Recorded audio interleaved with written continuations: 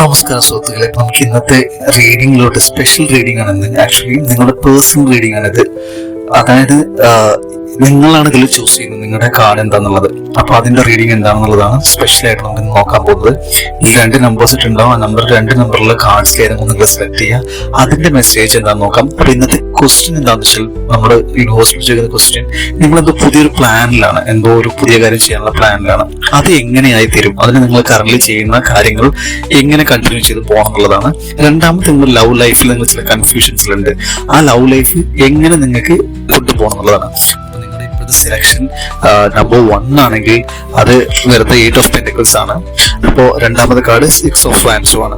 8 of pentacles എന്താ പറഞ്ഞു വെച്ചാൽ, നിങ്ങൾ കാർഡ് നമ്പർ 1 ആണ് നിങ്ങൾ സെലക്ട് ചെയ്തെങ്കിൽ അതെന്താ പറഞ്ഞു വെച്ചാൽ, നിങ്ങൾ ഈ പ്ലാൻ കറന്റ് പ്ലാനുമായിട്ട് നിങ്ങൾക്ക് ധൈര്യമായിട്ട് മുന്നോട്ട് പോവാം.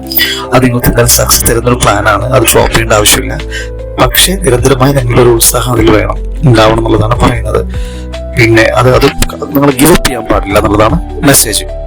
ഇനി അതിൽ നിങ്ങളുടെ ലവ് ലൈഫിലേക്ക് വരുവാണെങ്കിൽ അതിൽ ചില കൺഫ്യൂഷൻസ് ഉള്ള ഒരു പാർട്ടാണ്. നിങ്ങൾ കുറെ കൺഫ്യൂഷൻസ് ഉള്ള ഒരു സമയമാണത്.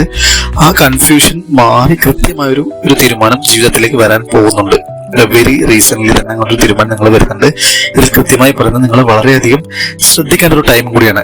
ഏകാന്തത അല്ലെങ്കിൽ ഐസൊലേഷനിലേക്ക് നിങ്ങൾ പോവാതെ ഒറ്റയ്ക്ക് ഇരിക്കാൻ സാധ്യതയുള്ള എല്ലാ സാഹചര്യങ്ങളും നിങ്ങൾ ഒഴിവാക്കുക. കുറച്ചും കൂടി നിങ്ങൾ സോഷ്യലൈസ് ആവണമെന്നാണ് മെസ്സേജ്.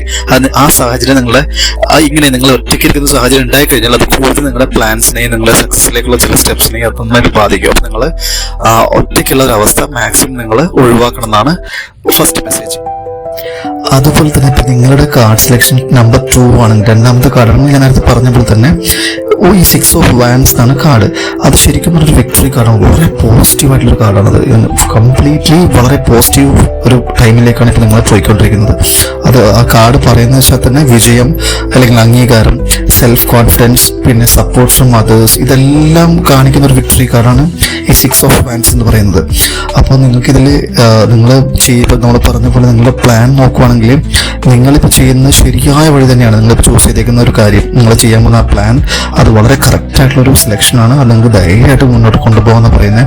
അത് പേഴ്സണൽ ഗോൾസ് ആയാലും ശരി, റിലേഷൻഷിപ്പ് ആയാലും ശരി, എല്ലാം കൊണ്ടും നിങ്ങൾക്ക് ഈ ഒരു കാർഡ് വളരെ പോസിറ്റീവ് ആയിട്ടുള്ളൊരു വൈബാണ് നിങ്ങൾക്ക് കാണിച്ചു തരുന്നത്. നിങ്ങൾക്ക് ധൈര്യമായിട്ട് മുന്നോട്ട് പോകാമെന്ന് പറയുന്നത്. അതുപോലെ തന്നെ നിങ്ങളുടെ കഴിവുകൾ ഇതുവരെ ആരും അറിഞ്ഞില്ല എന്നുണ്ടെങ്കിൽ നിങ്ങൾ കഴിവ് ആൾക്കാർ അറിയാൻ പോകുന്നു, അത് അംഗീകരിക്കപ്പെടാൻ പോകുന്നുള്ള ഒരു മെസ്സേജ് ഇതിൽ വരുന്നുണ്ട്.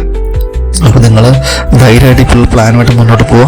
അതുപോലെ തന്നെ അത് നിങ്ങൾ റിലേഷൻഷിപ്പിന്റെ ലവിന്റെ കാര്യത്തിലായാലും വളരെ കറക്റ്റ് ആയിട്ടുള്ള ഒരു തീരുമാനം, നിങ്ങളിപ്പോൾ എടുക്കാൻ പോകുന്ന തീരുമാനം വളരെ കറക്റ്റ് ആയിട്ടുള്ള തീരുമാനമായിരിക്കും. അത് നിങ്ങൾക്ക് ഫ്യൂച്ചറിലോട്ട് വളരെ സന്തോഷവും സമാധാനം തരുന്നൊരു തീരുമാനമായിരിക്കും. അപ്പോൾ ഇതിൽ മെയിനായിട്ട് നിങ്ങളിപ്പോൾ ചെയ്യേണ്ട ഒരു കാര്യം, നിങ്ങൾ ഈ വിജയം ആഘോഷിക്കുമ്പോൾ നിങ്ങളുടെ കൂടെ നിന്ന ആൾക്കാരെ നിങ്ങൾ മറക്കാതിരിക്കുക. അവർ തന്ന സപ്പോർട്ട് നിങ്ങൾ മാക്സിമം ഓർത്ത് വയ്ക്കുക. ഇതൊക്കെയാണ് പറയാൻ പോകുന്നത്. പിന്നെ കൂടുതൽ കോൺഫിഡൻസ്, ഇനിയും കുറച്ചുകൂടെ കോൺഫിഡൻസ് നിങ്ങൾ കാണിക്കേണ്ടതുണ്ട്. അത് കൂടുതൽ നിങ്ങൾക്ക് ഇതിലേക്കുള്ള റിസൾട്ടിന്റെ ഒരു സക്സസിന്റെ ഒരു ടേസ്റ്റ് കൂടുതലാക്കി തരുന്ന പറയും. അപ്പൊ കൂടുതൽ കോൺഫിഡൻസ് കാണിക്കുക, ഡൗൺ ആവാതെ നോക്കുക എന്നുള്ളതാണ്. ഒരു മാക്സിമം പോസിറ്റീവ് വൈബിൽ നിങ്ങൾ സറണ്ടർ ആവുക എന്നുള്ളതാണ് മെസ്സേജ്. അപ്പൊ നിങ്ങൾക്ക് ഈ മെസ്സേജുകൾ നിങ്ങൾ ട്രസ്റ്റ് ചെയ്യുന്നുണ്ടെങ്കിൽ comment I trust this and subscribe and like.